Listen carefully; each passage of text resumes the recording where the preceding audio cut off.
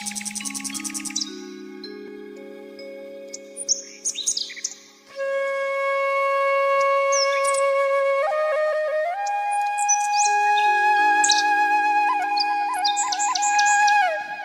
श्री राम मित्रों, आज के एपिसोड में मैं आपको विक्रम और बेताल की एक बहुत सुंदर कथा सुनाता हूँ।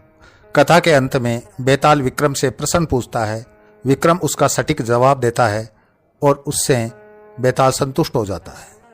मित्रों, कथा इस प्रकार है। प्राचीन काल में अंग राज्य में मकरध्वज नाम का एक राजा राज्य करता था। वह काफी वृद्ध हो गया था। शासन संभालने की शक्ति क्षीण हो गई थी। उसे ज्ञात हो गया कि मैं कुछ ही दिनों का मेहमान हूँ, मेरे प्राण कभी भी निकल सकते हैं। इन परिस्थितियों में एक दिन उसने अपने पुत्र मलय सिंह से कहा, बेटे, अब मैं काफी वृद्ध हो गया हूँ, परंतु इहलोक की मेरी इच्छाएं अब भी शेष है। सुख भोग की लालसा अब भी मुझ में जीवित है। मैं और कुछ समय तक जीवित रहना चाहता हूँ, लेकिन प्रकृति धर्म के अनुसार वृद्ध होने के बाद मृत्यु निश्चित है। तुम मेरे मरने के बाद मेरे शव को जलाना नहीं, मेरा शव गल न जाए, केवल हड्डियां न बचे, इसके लिए उस शव पर आवश्यक लेपन करवाना। मेरे शव को सुरक्षित रखना। भविष्य के बारे में कोई क्या कह सकता है? हो सकता है भविष्य में चिकित्सा शास्त्र इतनी उन्नति करे कि वह मुझे जिंदा कर दे।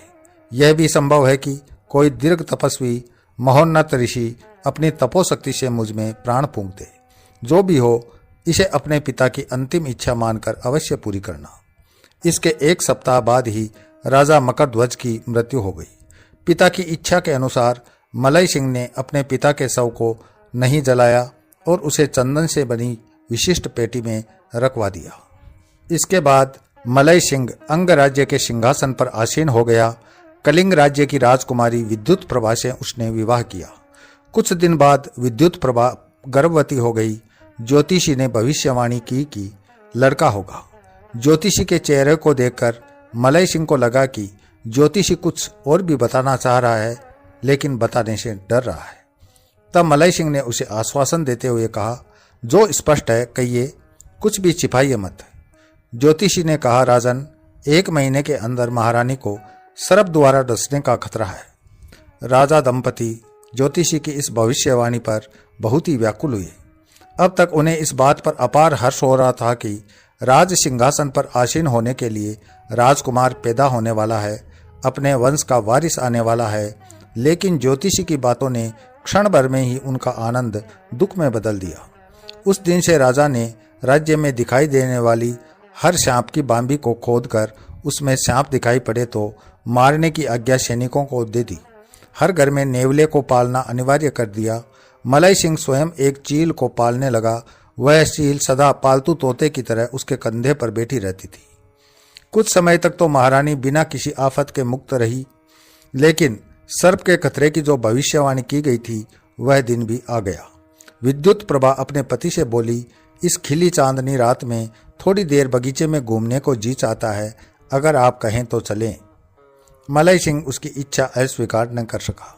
दोनों बगीचे में टहलने लगे। उस समय जो चील मलय सिंह के कंधे पर थी अकस्मात उड़ी और पास के अशोक वृक्ष पर रेंगने वाले सांप को लेकर हवा में उड़ चली। परंतु दुर्भाग्य, सांप ने अपने को चील के पंजे से छुड़ा लिया और ठीक विद्युत प्रभा की भुजा पर जा गिरा। इस आकस्मिक आक्रमण से भयभीत होकर रानी जोर से चिल्लाई। सर्प ने अपना फन उठाया और रानी के कंधे पर डस लिया। विष के प्रभाव से रानी भूमि पर अचेत होकर गिर पड़ी। राजवैद्य दौड़े दौड़े आए। चिकित्सा प्रारंभ करने के पहले ही रानी ने अपने प्राण त्याग दिए। रानी को देखते हुए लग रहा था कि वह अद्भुत सौंदर्य राशि निद्रावस्था में है। इस स्थिति में देखकर राजा उसे अग्नि को समर्पित नहीं कर पाया। उसके शव पर भी लेपन पुतवाया और उसे चंदन की पेटी में सुरक्षित रखकर उसी कमरे में रख दिया जिस कमरे में उसने अपने पिता का शव रखा था। कुछ समय बाद हिमालय पर्वत में तपस्या करने वाले महर्षि चैतन्य आनंद स्वामी उस राज्य में पधारे। उन्होंने मुस्कुराते हुए राजा मलय सिंह को आशीर्वाद दिया और कहा, पुत्र, तुम्हें मुझसे कुछ बताने की आवश्यकता नहीं है। जो हुआ है वह सब मैं जानता हूँ। प्रकृति के विरुद्ध किए जाने वाले कार्य विनाश हेतु होते हैं।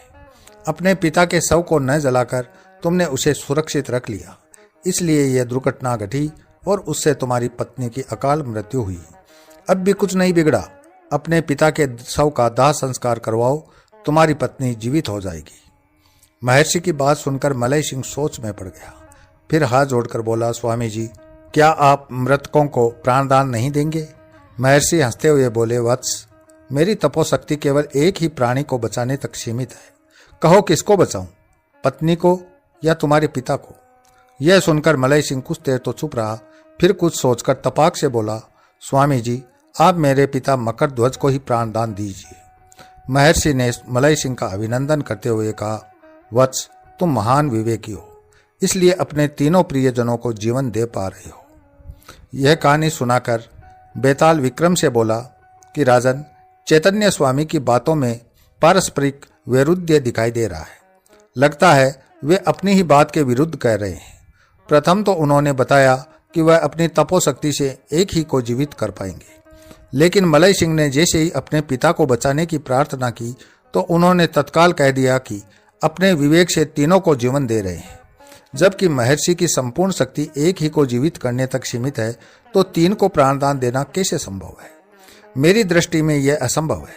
थोड़ी देर के लिए समझ लें कि यह संभव है, पर यह तो बताएं कि महर्षि के कहे अनुसार मलय सिंह अपने पिता की दाह क्रियाएं करवाता तो विद्युत प्रभा के मरने की बात ही नहीं उठती। अर्धांगिनी की बात बुलाकर अपने वृद्ध पिता को बचाने की प्रार्थना करना राजा का अविवेक है, अक्षम्य अपराध है। राजा यही चाहता था कि सब लोग उसे पितृभक्ति परायण कहकर उसकी प्रशंसा करें। थोड़ी देर के लिए इसे भी बुला दें। महर्षि की बातों में एक बात मेरी समझ में नहीं आ रही है।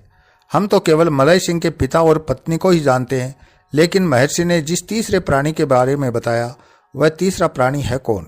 मेरे इन प्रश्नों का जवाब दीजिए। विक्रम बोला, बेताल, मलय सिंह को केवल पितृभक्त समझना भूल होगी।